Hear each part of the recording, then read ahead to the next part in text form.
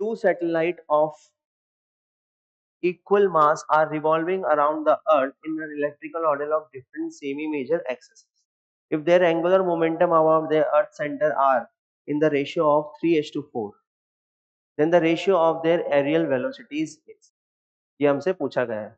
तो दो सैटेलाइट्स हैं, इक्वल मासेस की हैं, रिवॉल्व कर रही है इलिप्टिकल ऑर्बिट में of the different semi major axis. दोनों की सेमी मेजर एक्सिस क्या है? अलग अलग है. ठीक. If their angular momentum about the earth centre are in the ratio of 3:4, उनका एंगुलर मोमेंटम किस रेशियो में है? 3:4 में है. तो हमसे पूछा गया है ratio of their areal velocities, उनकी एरियल वेलोसिटीज का रेशियो कितना होगा. ठीक. हम जानते हैं कि एरियल वेलोसिटी कितनी होती है? Areal velocity v is equal to L upon 2m. ये रिलेशन हम लोग जानते हैं. एल क्या है यहाँ पर? Angular momentum. एम क्या है? Mass of the satellite. ठीक. और v क्या है? Areal velocity. क्लियर.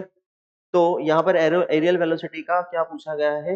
रेशियो पूछा गया है. तो दो सैटेलाइट होगी. ठीक. तो दो सैटेलाइट हम ले रहे हैं, एक है सैटेलाइट 1 और एक ले रहे हैं सैटेलाइट 2. ये है सैटेलाइट 2. दोनों के मास कैसे हैं? m. ठीक. और पहले वाले सैटेलाइट का एंगुलर मोमेंटम हम ले लेते हैं L1, दूसरी वाली सैटेलाइट का एंगुलर मोमेंटम L2, और हमें दिया गया है L1 upon L2 is equal to 3:4. ये हमें दिया हुआ है क्वेश्चन के अंदर, गिवन.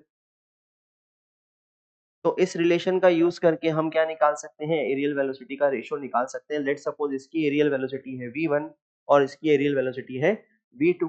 तो क्या मैं लिख सकता हूँ v1 upon v2 is equal to L1 upon 2m into 2m upon L2. तो 2m से 2m कैंसिल आउट हो जाएगा.